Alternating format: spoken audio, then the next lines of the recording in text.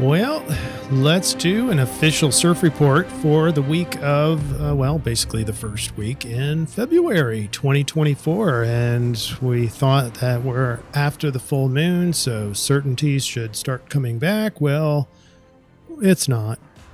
Uncertainty actually escalates as we get into February. And we're going to have some major energy shifts, which is what these other videos are all about. I'm going to explain that here in a second. But let's go surfing for the first week in February 2024. All right, we're going to do the influence first. The influence is changes around every corner, and there's multiple alignments that are facilitating that. Let's start with the collective unconscious with the dream bot. It's the mysteries. It's the unknown. Okay, there's part of it. And that speaks to a couple things. There's like a heavy amount of spiritual world in there. So I'm thinking Mars sextile Neptune is towards the end of our surf week. That's included. But also everything that we see in the I-Ching, youthful folly. Normally we see that around like an Aries or a new moon, kind of a time period where things are sort of newish.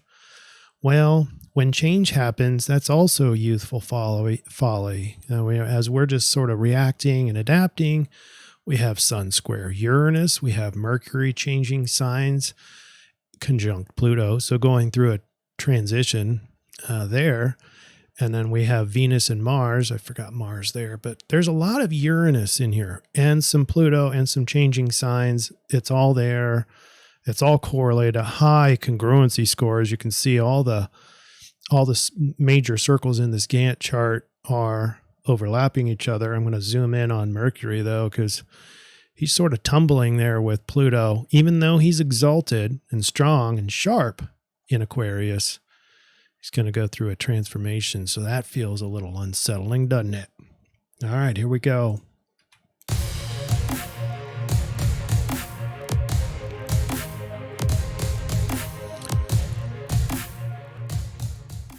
And I would be remiss if I didn't do a big shout out to our best comment award. That's not for me to say. And then these other couple comments are okay. So first of all, I don't have favorite comments. These some amazing eye-watering comments, and I want to thank you for a lot of variety there. These two comments I want to respond to because they were so important to this second video series that I'm planning on doing. I've already started it. I'm not convinced that that's the right format. And for our next video, which is upcoming, I'm going to put these other videos out around Sunday, Monday. I haven't decided, but eventually that'll be really consistent.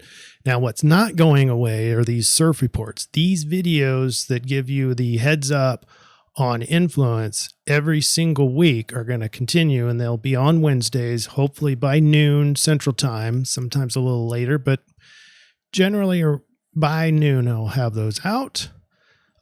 This second video series is going to be more like a turning point, and Veronica pointed out that one of the pictures that I proposed in that new video, it looks like the Algez rune. And I'm like, oh, wow, that kind of solidifies it. So I wanted to thank you, Veronica. And then knowing you know, I don't want to read this whole thing, but I want you to know, knowing you know, that I am on that wavelength. She's proposing that we kind of look at, or possibly if we can, kind of look at a series of energies and influences. And if you go down this change, you honor this one down that road, what does that look like over time? And then vice versa for maybe another path. And I'm totally jiggy with that, trying to make that happen. But let's get back to our surf reporting. Okay, here we go. Dreambot. We're looking at, let me zoom in for you. The top word is soup. So it's already a combination of things, and that's what the blue arrows signifies to me, is combining and consolidating. And even though it has sort of a spiritual context to it, it's a mix, it's a global thing, it's a hodgepodge, it's a combining. And that's what soup is to me. There is a food context, but food can be combined as well. And there's not a lot of food, so that just goes into this combination. And then spirit world is the red arrows. There's just a lot of hidden stuff and mystery. So all these kind of confusing words that could be associated with change and newness, sure, but also very spiritual.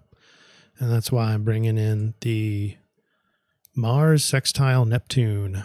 All right, let's zoom out, get the big picture, because we have in April another total solar eclipse that's going to hit North America, create a big A. I don't know if you've seen that, but if we overlay all the total solar eclipses in recent years, including this one, it's a big, looks like a anarchy A to me, but other people interpret it something else. But anyway, that's super interesting.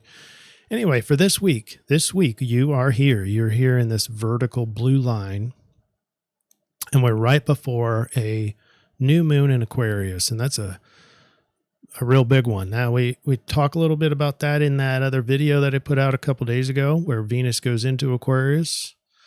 But this is happening on February 9th. It kickstarts off the fixed air dominance. This starts the shift. It's still actually kind of a Taurus-y backdrop at the new moon in Aquarius. But then planets, like I'll show you here in a second, planets are going to start filtering into Aquarius in the middle of February, making it extremely dominant Aquarian backdrop.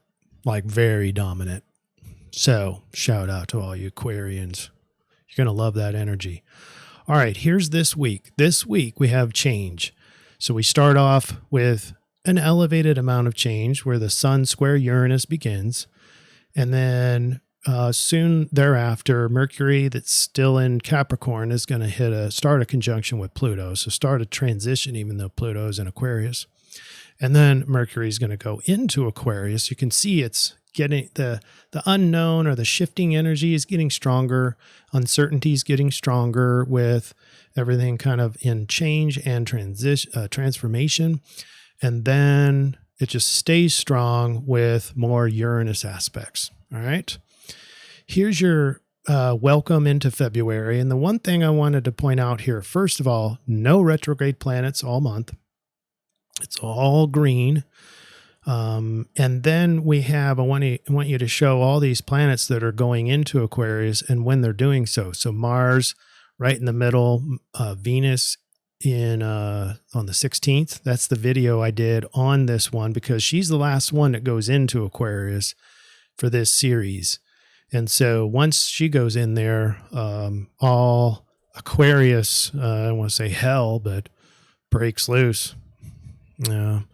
Aquarian energy breaks loose, and then Mercury's going in this surf week. Sun is already there. And then look at all this red. Well, a lot of that is conjunctions. And I forgot to mention the Dreambot, the combining consolidating. What is that? I'm connecting that to all these conjunctions. I don't agree with the software. It's something I can't change about conjunctions and how they show up red. Red, some of these are squares, but most of them are conjunctions. Anyway, welcome to February. All right, first day of February, Thursday the 1st, we hit a bang with Sun square Uranus. And by the way, Sun is also in conjunct Uranus. And we talked about this last surf report.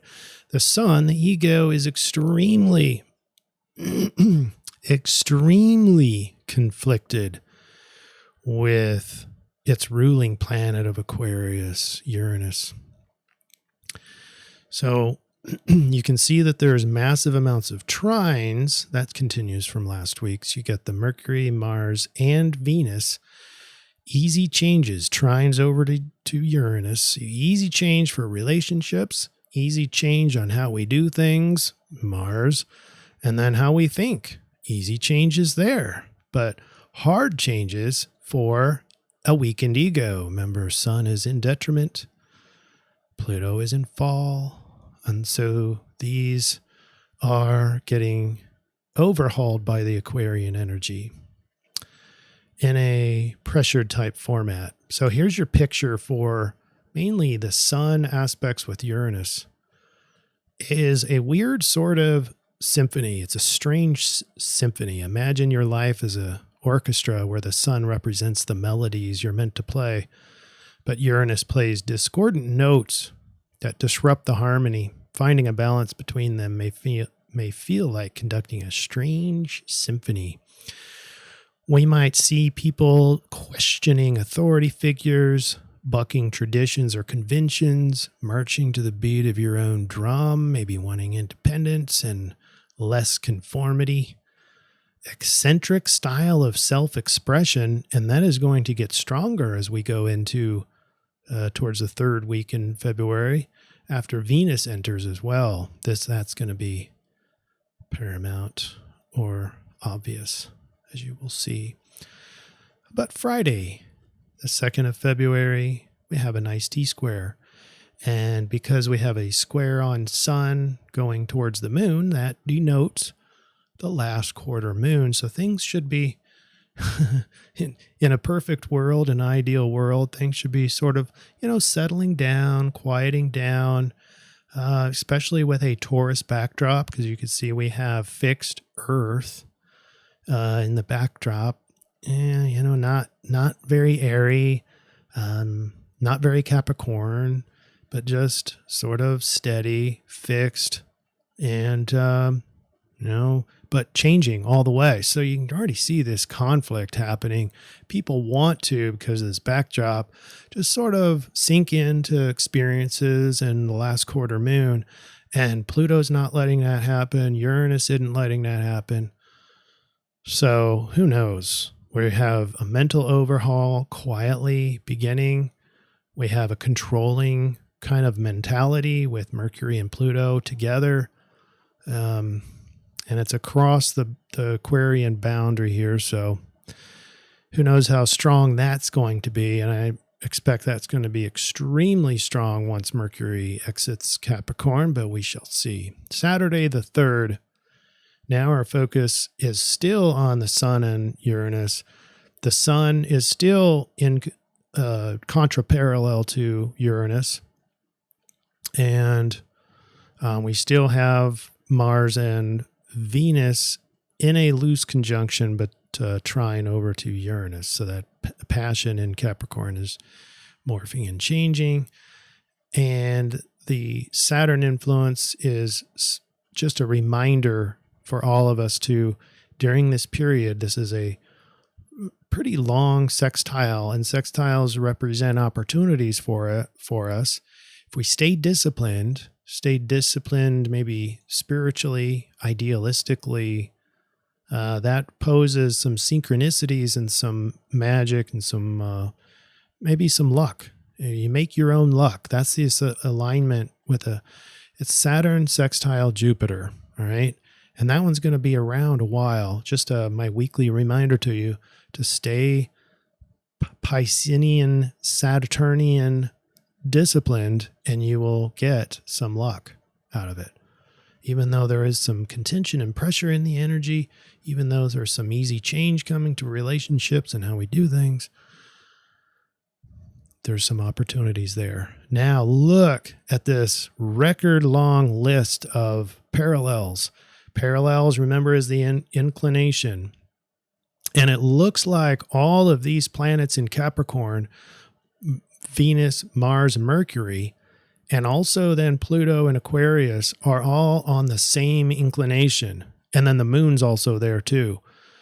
That's extra intense. Whatever we end up feeling, I'm going to gather all that together in our summary slide, is going to be exponentially intense. So that happens on Saturday. Saturday, I predict that energetically will be the most intense we will have felt in a long time. Saturday, the 3rd of February. Now go on Sunday, go straight to our parallel list, and you can see it's a lot shorter already. It's fairly normal. Even this is a little bit long, but more normalized, much less intense than it was on Saturday. This is when the circuit breaker comes on. This is Mercury going into Capricorn, mental transformation because of Pluto. Shifts quickly from practical task to things Aquarian, individualism, uniqueness, freedom, even rebelliousness are in the thoughts. And but even then, we still have fixed Earth at that point in the backdrop, but not even worth mentioning much anymore. Sort of even that dominance is going out. But here's your picture. It's the switching on a new circuit as Mercury goes into Aquarius at 11:09 p.m. on February 4th. That's Central Standard Time. And you'll find your thoughts operating like surges of electricity, quickly connecting unrelated ideas in innovative ways. This transit sparks conceptual breakthroughs by completing unique circuits in the mind. So you'll be noticing on social media or in talking to people a higher interest in science and technology, particularly of like futuristic kind of thing. We've already seen Elon with this whole chip in the brain thing that's coming out on Twitter. I'm sure all of you've seen that, right? That's very Aquarian and futuristic, connecting that to his little network thing. Networking and group communication, gathering diverse perspectives, friendships, nurturing intellectual growth. And it's only getting started. Monday the 5th now is when Mercury and Pluto are exact. And this is right here, mental fixation. It can be very control and power-based, mental acuity. But Mercury is sort of tumbling. Remember, Mercury is in exalted state in Aquarius. So things should be sharper and clearer. Communication should be better. Memories and recall is better. Transportation is more seamless. But it's transforming with Pluto. So your mind becomes a psychic microscope exploring life's deepest meanings. Expect ideas and conversations to gain penetrating insight as this conjunction zooms in on humanity's complex collective psyche. You'll start seeing people fascinated with taboo topics, desire to expose corruption. We're after all increasing our Aquarian energies. Each planet that pops into Aquarius just gets stronger and stronger. Transformative conversations, again, back to Pluto. Thoughts of power and control, researching suppressed or occult subjects is another option there with that conjunction. And now Tuesday, the 6th, the highlight now, we still have everything that we talked about before. Sun square Uranus, that's 2-degree orb now, so that's even stronger. You have Mercury in 2 degrees, but it's still conjunct with Pluto. And now, though, this Venus and Mars is basically starting, and it's going to end up closing in slowly. And it's going to, on the 22nd of February, that's 222, Venus and Mars will make a perfect conjunction. And I've got a video ready for that. That's going to be for one of our turning points. We already have a video out on Venus going into Aquarius. That's on the 16th of February. 6 days later is another sort of bang, bang, sort of a last pop of Aquarius is Venus and Mars in a perfect conjunction in Aquarius. That's February 22nd. But this is Tuesday the 6th, and it starts. The conjunction is starting, and all the while with a trine, an easy change with Uranus. And still fixed Earth. So Taurus's backdrop energy is just still painting the canvas. But it's intense passion. When Venus and Mars come together, there's an intensity there. It's just starting, so it's loose. It's not the dominant energy, but I thought I'd point that out. Oh, by the way, it's this is going to be there for a while, where Venus and Mars are parallel together. They're in the same inclination. And so some of you, I think the southern hemisphere, but I haven't really done a lot of thought about this. Some of you will be able to see these planets together in this conjunction, particularly around the 22nd. It's going to end up being 30 degrees away from the sun. So only the planets or the places on Earth, I think it's in the southern hemisphere, where the sun's going to go down below the horizon as those two planets are still in the air, still left. And that doesn't happen up here because they're reversed. Unfortunately, Wednesday the 7th, there's a hidden opportunity. This is beginning. I mentioned this earlier. Mars sextile Neptune. And the picture here, even though everything else is in play that we've talked about, bring this up. I don't know why it does that, but anyway, you've got this monk, and it's basically laying plans in a mountain monastery. Imagine your goals as a mountain monastery where Mars monks sharpen their skills, i.e. meditating. A visiting Neptune brings guidance in spiritual arts like meditation. So with this opportunity, you have to be looking for it because there's other dominant forces. You have to just remember that this is the day it starts, Wednesday the 7th. And so you get to choose whether or not you put your attention here. Guidance in dreams, inspiring brave deeds. You could start some martial arts training the mind as well as the body. Sacred symbolism is a good one. Any sort of like runes or any method like that to get more information from the spirit world, more direction.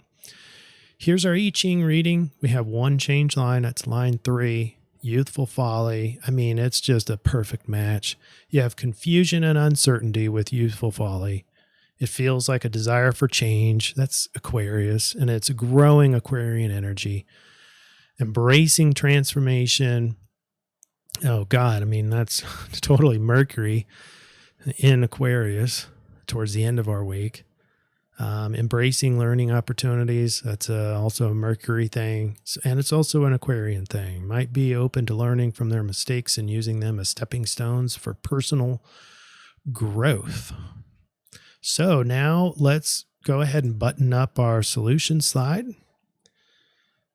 I need to change our outlook here, and let's zoom in. There you have it. Here's our summary. The energy is just changes around every corner. It's imagining being put into a washing machine and just tossed around, tumbling.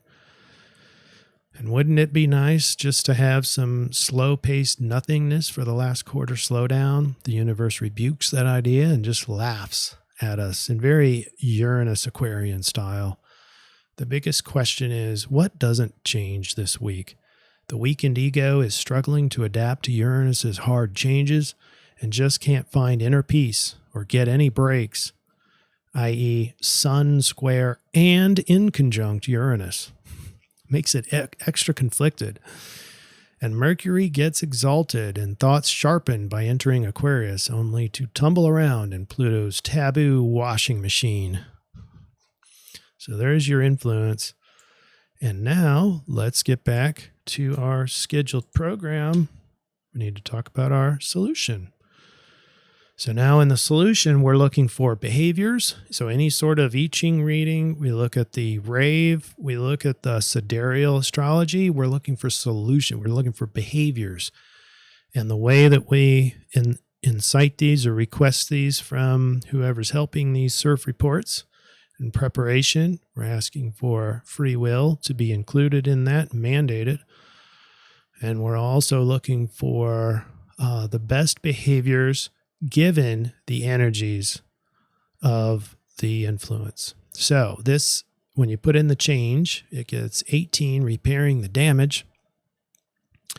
This is a time to be lean and efficient. So not more complexity. Don't sign up for more things like we did last CIRF report. Resist the temptation to strike out prematurely, right? Recognize the areas of imbalance or decay. Engage in self-reflection. That's a very last moon thing. Develop a plan for rectification. But so in this sort of chaotic period, this new moon period, or this lunar cycle, it included a Leo full moon. So unpredictability, uncertainty rose throughout that full moon. And then because of these Uranus aspects and Pluto and Mercury transitioning, it just keeps that unpredictability high. So we might have missed some things. Go back at the last quarter moon and be looking at maybe some errors that you created or some damage that got created in the process of carrying out your lunar goals, or any time throughout this last month or last 3 weeks. Any damage, start repairing those. If it's not a big thing, it's not like we want to put out a bunch of effort at the last quarter moon. Embrace the opportunity for growth. All right, so that was the I-Ching. Now we put our calculator in and conversion chart. And we're looking for Mercury going into Aquarius. That's marks right in the middle of our CIRF week. It's a big energy. It's a big shift, especially because of Pluto there and the exalted state that Mercury has. That's right at 0 Aquarius, tropical, which means 60 in the rave, and sidereal Sagittarius. Let's hit 60 first. Now, first, it's going to be line 4. And line 4 is the reasoned and intelligent maximization of potential within limits. Maximization of potential within the limitations. So we're not seeking to get rid of limitations. We are recognizing what they are, how they work, and working with them so that you can accelerate your output without trying to get around the limitations. But then Mercury and Pluto going exact is actually in line 5. So let's go there and see that. The awareness that the destruction of the old limitations simply creates new ones. This is just what I was talking about. The results in behavioral patterns that demonstrate this understanding through actions and enhance leadership potential. The energy to handle a lifelong process of dealing with limitations. So we start off the week with more of resourcefulness. This is when Mercury goes into Aquarius. And then we end the week with line 5, which is, this is a lifelong opportunity for you. So let's pay attention. Let's do our overlap now. Zoom in. Okay, here's where we have our triangulation. We're triangulating with repairing the damage, behaviorally repairing. We're also optimizing despite limitations. I just read that. So that's the rave. Optimizing your life despite your limitations. Okay, I'll let that one sink in. That's a very good last quarter moon, especially with all that uncertainty and everything. You don't want to try and get out of limitations. So learning to live with them is going to be best. We have last quarter moon, and then we have sidereal Sagittarius. So here we go. The triangulation this week is very practical, but offers opportunity to improve your life with what you'll end up learning. There's a heavy overlap of learning with last quarter moon, the repairing the damage. You have to know how something was damaged to be able to repair it. And then you're learning about accepting limitations. But even the Sagittarius is all about learning and higher level learning and deeper learning. So we have a direct overlap with I-Ching 18 and the last quarter moon. Time to button up the Capricorn lunar goals and focus on small odds and ends that repair or fix any recent damage. In that same vein, acknowledge any limitations and learn how to optimize your output by accepting and working with any limitations. The overlap between Rave and Sidereal Sag is profoundly helpful here. A natural side effect of freely and energetically bolstering opportunistic behaviors is that you can easily start to sense the limitations around you. Have you guys noticed this? If, in our sidereal work, in our solutions, we've invariably had the Sagittarian archetype. And so you do like just go see something and try to go after it. That's the natural Sagittarian way. And invariably, when you talk to the big Sagittarians, when they go do that, as soon as they run off to their envisioned quest, they start noticing anything that's been pulling back on them. So there's this desire to cut. Well, we're gonna use that sensation, the noticing the limitations, but not cut. Okay, so that's the only difference. Go after something just so you get the energy and the awareness of that which is pulling you back. And don't keep running like a Sag would and let those rubber bands just snap. You come back before you snap those limitations and learn to work with them. So you're going to write them down and do the last quarter moon kind of thing, or the waning gibbous moon phase this next week into introspection and learning how to assimilate everything you've learned. So jot those down and learn how to live more efficaciously within those limits instead of trying to eliminate those limits. Very, very last quarter waning gibbous moon kind of stuff, despite having Sagittarius, Sidereal Sagittarius. All right. Then we have, that's not it. We have runes. And I think, I liked the Algaz, the Elhaz. It's just like, it looks like that road, the picture on the other video that I started for the energy wise. And it's about protection. And with all this change, there's all this uncertainty especially with ego. He feels soft and weak and just went through a transformation over Pluto and is in Aquarius and detriment and squared over to Uranus. So it's just like, it's just, I don't know. And there's like uncertainty. And so I'm going to just defend my ego, maybe make my ego feel more protected, and everything's going to be okay for you, ego. Okay. And only divine changes will happen to me. Love is the only defense I need. And of course, the gay boo is used for the Libra eclipse cycle. So you're welcome to use any runes that you want. I'm just using these as a kind of a solution and the outcomes that I want. And so that's why I'm explaining them the way I do. All right, that's it, everybody. I hope you have a great surf week. And remember, I'm going to my goal is to add another video every week. Not